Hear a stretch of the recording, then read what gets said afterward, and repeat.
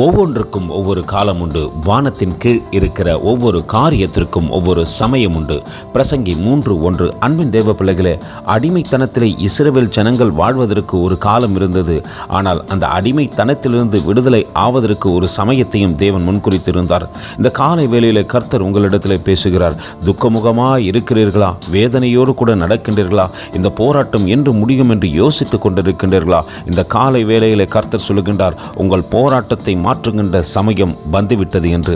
நாம் துக்கமுகமாய் இருப்பதற்காக அழைக்கப்படவில்லை. உங்கள் துக்கம் சந்தோஷமாய் மாற்றப்படுவதற்காக தேவன் அழைத்தார். இதை அறிந்த மோசே பக்தன் தேவனிடத்திலே ஜெபிக்கின்றார். நாங்கள் துன்பத்தை கண்ட நாட்களுக்கு சரியாய் எங்களை திருப்தியாக்குங்கள் என்று.